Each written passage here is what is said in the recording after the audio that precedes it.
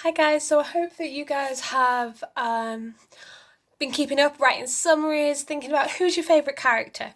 For me, Hagrid's a really big one of mine, one of my really favourites. I really like Hermione, but not yet. I think she's a character that gets better when you get to know her better. And we've not met Professor Dumbledore yet, but we soon will. So will he become one of your favourites? Is there another teacher that we're going to meet that will become one of your favourites? We'll find out, hopefully soon enough. Now this chapter is really exciting because I don't know if you can count the Sorting Hat as a character, but if you could, the Sorting Hat would be one of my favourites too. So chapter 7, the Sorting Hat. The doors swung open at once. A tall black-haired witch in emerald green robes stood there. She had a very stern face, and Harry's first thought was that this was not someone to cross.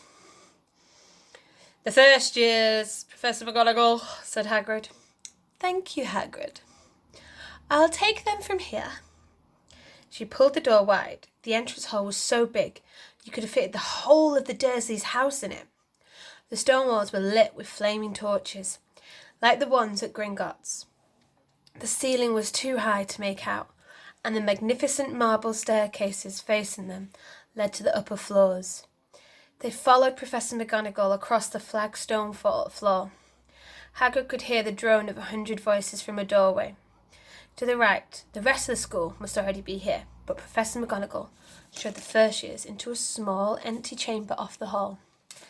They were crowded in, standing rather closer together than they usually would have done, peering around nervously. "Welcome to Hogwarts," said Professor McGonagall.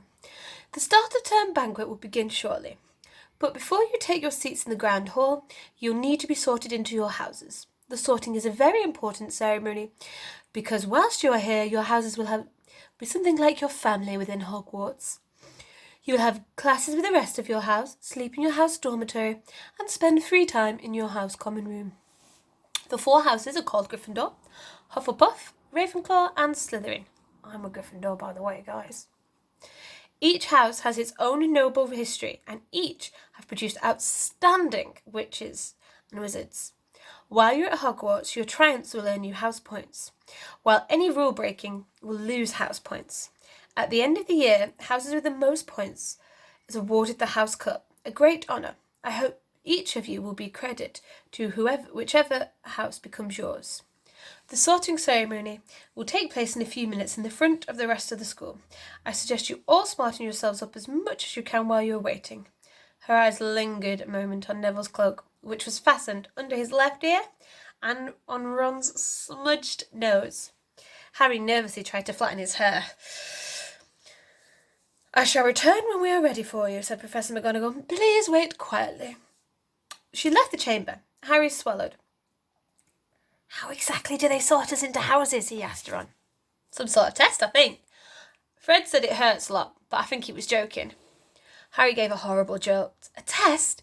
In front of the whole school? But he didn't know any magic yet. What on earth would he have to do? He hadn't expected something like this the moment he arrived. He looked around anxiously and saw everyone else look terrified too. No one was talking much, except Hermione Granger, who was whispering very fast about all the spells she learnt and wondering which one she'll need. Harry tried hard not to listen to her. He'd never been more nervous. Never, not even when he had to take a school report home to the Dursleys saying he had somehow turned his teacher's wig blue. He kept his eyes fixed on the door. Any second now, Professor McGonagall would come back and lead him to his dorm. Then something happened which made him jump about a foot in the air. Several people behind him screamed, "What the?" He gasped, so did the people around him. About 20 ghosts had streamed through the back wall. Pearly white, slightly transparent, they glided through the room, talking to each other, hardly glancing at the first years. They seemed to be arguing. What looked like a fat little monk was saying, "Forgive and forget, as I say. We ought to give him a second chance." My dear Friar, haven't we given Peeves all the chances he deserves? He gives us all a bad name, you know. He's not even really a ghost, I say. What are you all doing here? A ghost wearing ruffs and tights has suddenly noticed the first years. Nobody answers. "New students," said the fat friar, smiling all around him. "About to be sorted, I suppose?" A few people nodded, muttered, nodded mutely, sorry. Hope to see you in Hufflepuff, said the Friar. My old house, you know. Move along now, said a sharp voice. The sorting ceremony is about to start. Professor McGonagall had returned. One by one, the ghosts floated away through the opposite wall. Now, form a line, McGonagall told the first years. Feeling oddly as though his legs had turned to lead, Harry got in the line behind a boy with sandy hair, with Ron behind him, and they walked out the chamber, back across the hall, and through a pair of double doors into the great hall. That's really exciting. He'd never imagined such a strange and splendid place. It was lit by thousands and thousands of candles, which were floating mid-air over the 4 long tables, where the rest of the students were sitting. These tables were laid with glittering gold plates and goblets. At the top of the hall was another long table, where the teachers were sitting. Professor McGonagall led the first years up here, so that they came to a halt in line facing other students, with the teachers behind them. The hundreds of faces staring at them looked like pale lanterns flickering in the candlelight. Dotted here and there among the students, the ghosts shone misty and silver, mainly to avoid all the staring eyes. Harry looked upwards and saw a velvety black ceiling dotted with stars. He heard Hermione whispered, "It's bewitched to look like the sky outside. I read all about it in Hogwarts, a history." It was hard to believe that there was ceiling there at all, and the great hall didn't simply open onto the heavens. Harry quickly looked down again as Professor McGonagall silently placed a 4-legged stool in front of the first years. On the top of the stool, she pointed at Wizard Hat. This hat was patched and frayed and extremely dirty. Aunt Petunia wouldn't have had it in her house. Maybe they had to try and get a rabbit out of it, Harry thought wildly. Though that seemed the sort of thing, noticing that everyone in the hall was now staring at the hat. He stared at it too. For a few seconds, there was complete silence. Then the hat twitched. A rip near the brim opened wide like a mouth, and the hat began to sing. "Oh, you may think I'm not pretty, but don't judge me on what you see. I'll eat myself if you can find a smarter hat than me. You can keep your bowlers black, your top hat slick and tall, for I'm the Hogwarts sorting hat and I can cap them all. There's nothing hidden in your head the sorting hat can't see, so try me on and I will tell you what you ought to be. You might belong in Gryffindor, where dwell the brave at heart. Their daring nerve and chivalry set Gryffindor apart. You might belong in Hufflepuff, where they are just and loyal. Those patient Hufflepuffs are true and afraid of toil. And yet in wise old Ravenclaw, if you've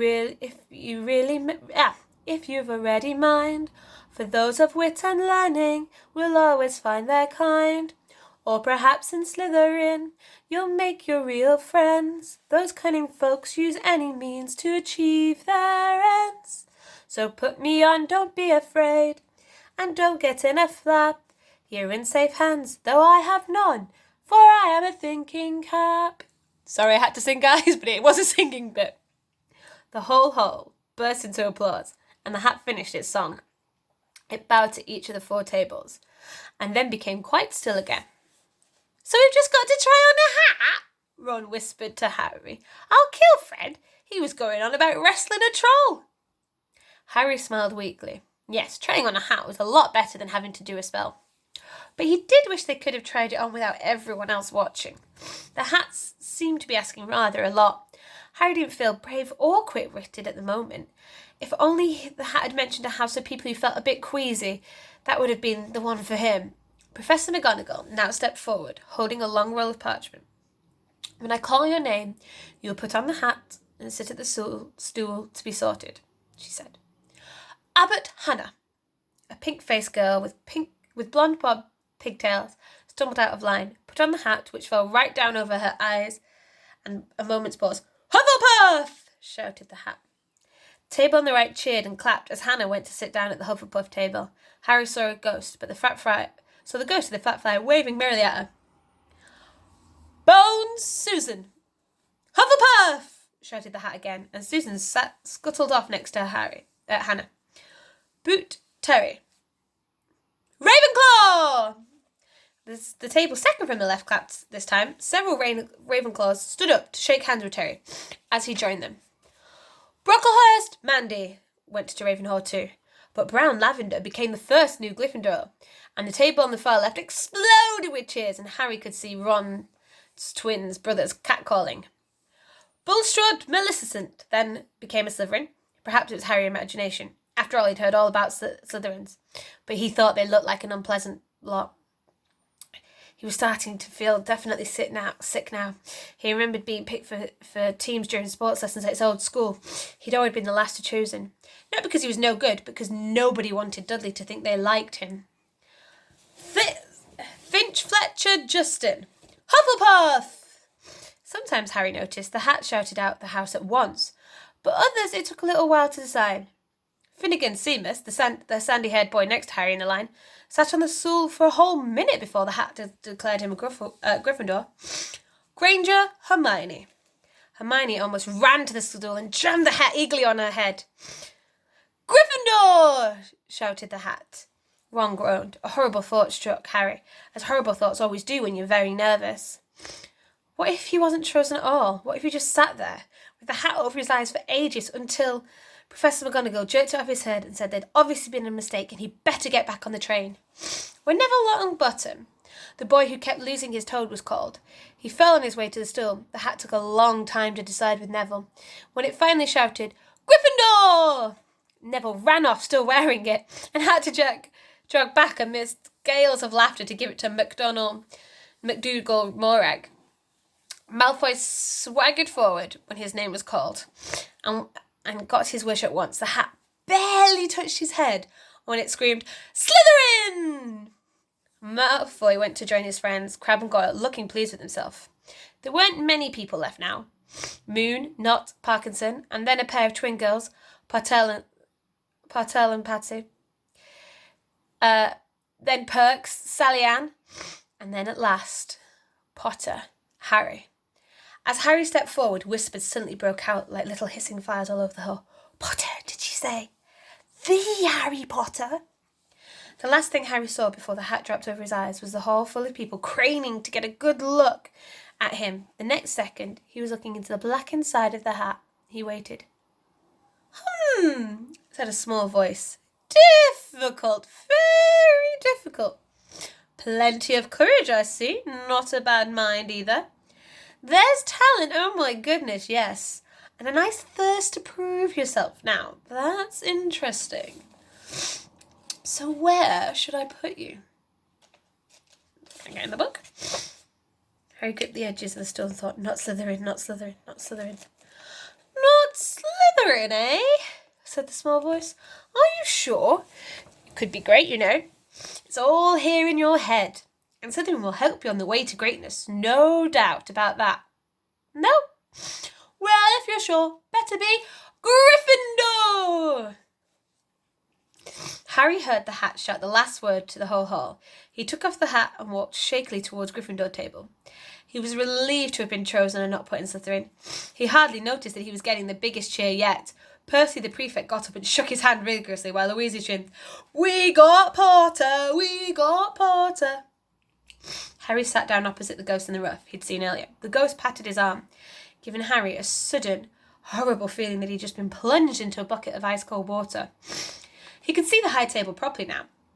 At the end nearest him sat Hagrid, who caught his eyes and gave him the thumbs up. Harry grinned back. And there, in the centre of the high table, in a large gold chair, sat Albus Dumbledore. Harry recognised him at once. From the card, he got out the chocolate frog on the train.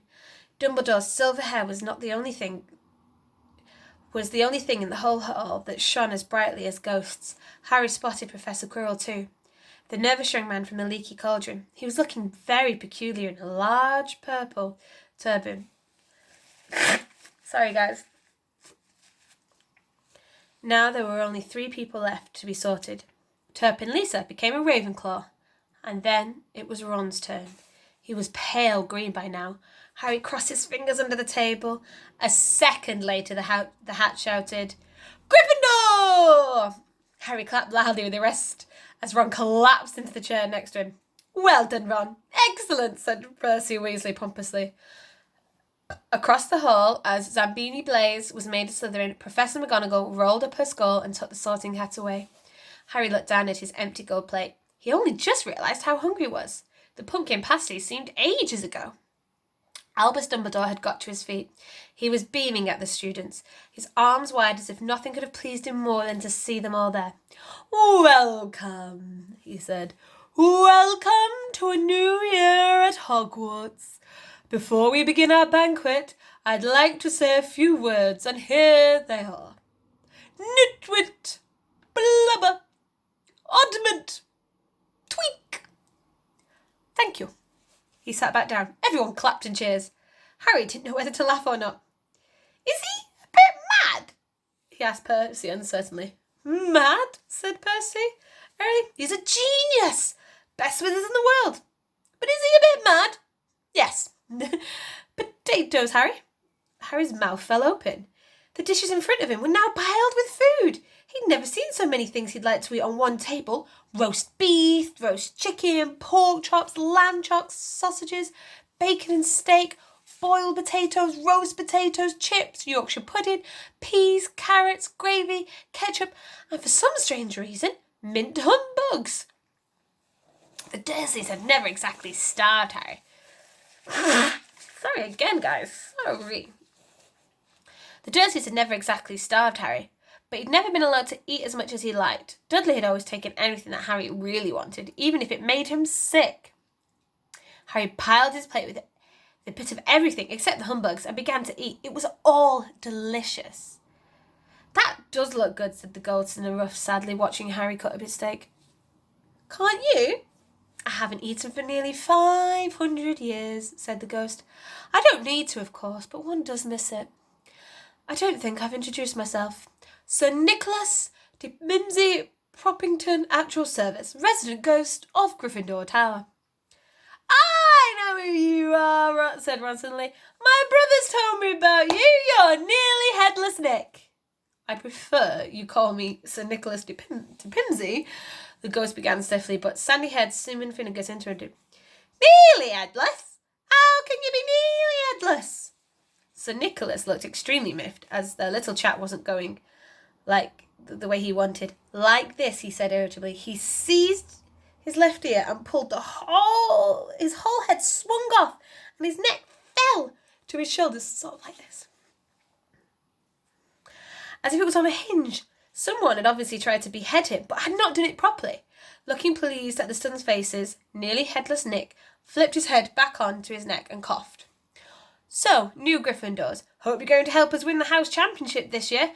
Gryffindor have never gone so long without winning. Slytherin have got the cup 6 years in a row. The bloody Baron's becoming almost unbearable. He's the Slytherin ghost." Harry looked over at the Slytherin table and saw a horrible ghost sitting there with blank, staring eyes, a gaunt face, and robes stained with silver blood. He was right next to Malfoy, who, Ron was pleased to see, didn't look too pleased with the seating arrangements. "How did he get covered in blood?" asked Seamus with great interest. "I've never asked," said nearly Headless Nick delicately. When everyone had eaten as much as they could, the remains of the food faded from the plates, leaving them sparkling clean as before. A moment later, the puddings appeared, blocks of ice cream in every flavour you could think of: apple pies, treacle tarts, chocolate eclairs and jam donuts, trifles, strawberries and jelly, rice pudding. As Harry helped himself to a treacle tart, the talk turned to their families. "I'm half and half," said Seamus. "Me dad's a muggle. Mam didn't tell him she was a witch till after they were married. Bit of a nasty shock for him." The others laughed. "What about you, Neville?" said Ron. "Well, my gran brought me up, and she's a witch," said Neville. "But my family thought I was a muggle for ages. My great-uncle Algie kept trying to catch me off guard and force some magic out me. He pushed me off the end of Blackpool Pier once. I nearly drowned, but nothing happened until I was 8. My great-uncle Algie came round for tea, and he was hanging me out of an upstairs window by my ankles when my grand-auntie offered him some meringue, and he accidentally let go. But I bounced all the way down the garden and into the road. They were all really pleased. Gran was crying, and she was so happy. You should have seen their faces when I got in here. They thought I might not be magic enough to come, you see. Great-uncle Algie was so pleased he bought me my toad." On Harry's other side, Percy Weasley and Hermione were talking about lessons. I do hope they say it straight away. There's so much to learn. I'm particularly interested in transfiguration, you know.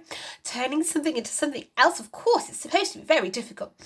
You'll be starting small, just matches into needles, that sort of thing.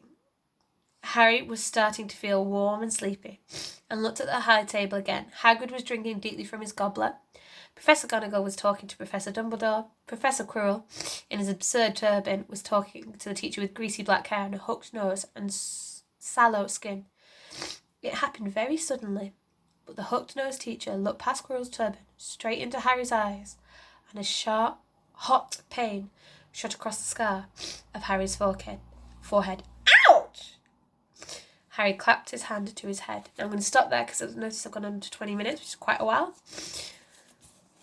So make sure you're writing a summary. Have a think about who's your favourite character. Alright. Goodbye, guys.